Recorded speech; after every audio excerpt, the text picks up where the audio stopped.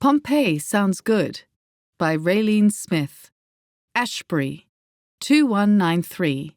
Narrated by Chloe Schwank. The red hair swayed rhythmically, but the blue eyes of the museum staffer darted at speed as she counted the patrons. Her handheld counter clicking incessantly to confirm what my casual glance knew to be true. There were too many people.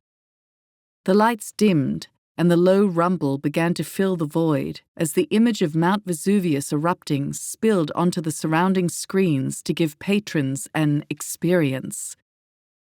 A surround sound experience to complement the glass-encased artifacts and panels upon panels of historic information. In 1985, I was a young woman in thongs carrying a backpack through the narrow cobbled streets of Pompeii. My sense at that time was awed horror at those captured in the moment of death. I stared at the peaceful mountain, trying to imagine the incomprehensible force of nature spewing forth the volcanic ash and pumice that would blanket the city and bury the occupants who failed to flee. Back then, if you simply rocked up, as was the preferred planning method of 3 girls in a combi van, there was no imperative to pre-book an organized tour, and you could easily walk past the old men promoting themselves as tour guides. I wandered the streets among tourists feeling overcrowded. Interestingly, I never thought of myself as a tourist. I was a traveller, totally different.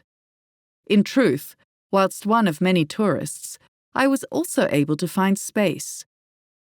There was an expectation for travel in the 1980s that I could see what I chose to see at my own pace.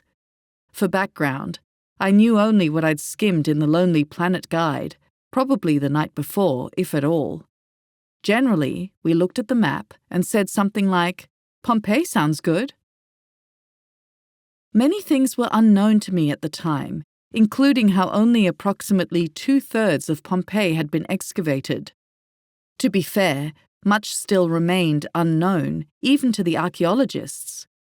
A shift in focus towards preservation in 2018 with advanced technologies for methods of exploration led to new discoveries and deeper understanding. When I was there, information was fed to tourists in broad strokes. At least that was my perception. In reality, no matter how much information was available, this 20-something Australian girl was incapable of grasping the complexities of Roman life in 79 AD. The experience was all immediate and visceral under the sweltering Italian sunshine. Prolonged cultural exposure had advantages. Over 18 months of travelling, the change in me would be monumental and lasting. 40 years on, in an effort to feel virtuous, I periodically clear out some of my many hoarded boxes. The latest foray uncovered diaries and letters from my early adventures. My narrative conveyed the freedom of travel, not just at that age, but also of that time. Each day I woke and wondered where we'd drive to and how long we'd stay. The highs of finding a campsite with grass and toilet paper was savoured. Affordability in less travelled locations allowed meagre savings to last.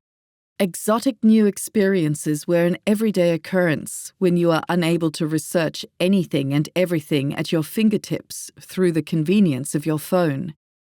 Indeed, there were only a handful of expensive calls to home from public phone booths. Communication was via periodic airmail letters, which spoke of wild adventures, free camping in forests, or the side of the road and meeting new people every day. I shudder to think of the worry inflicted upon my poor parents who received these scant rantings weeks after they had occurred. Things like, "We're going sailing with some guys we met at the markets by the docks." An agonizing wait ensued before they discovered if their daughter was still alive. Naturally, I was oblivious. Parental fears and the realities of just how much can go wrong in life were years away from my realm of understanding. Those experiences of pandering to carefree whims did result in steep learning curves, but never enough to dim the thrill of saying yes to opportunities as they presented. Today, as I quench my thirst for knowledge made available in the exhibition about architecture, art, and lifestyles, I'm aware yet again of how much I have changed. The few plaster casts of bodies entwined and artifacts imagined in images of fabricated homes can't compare with the actual ruined houses full of preserved bodies and the detritus of everyday objects. However, I learnt so much more than I ever imagined when I was right there in Pompeii. Is it sanitized?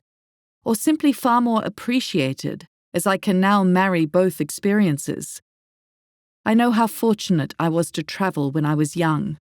Those times will never be replicated, nor should they be. When I plan holidays now, I have the benefit of a lifetime of savings and experience. But it stresses me out. Making sure the accommodation suits our needs, we don't end up in a bad area, we make all the connections. Have we packed enough medication to last the whole time away? Will everyone's knees hold up to the walking? I still enjoy travelling, but less so now, as I also love being at home with all Australia has to offer. Political unrest, fear, and expense can take a big chunk of fun out of the travelling experience. I know my fondest memories will remain. Driving and sleeping in that combi van, drinking cheap wine around a campfire with people seriously thrilled to be alive and travelling. The end.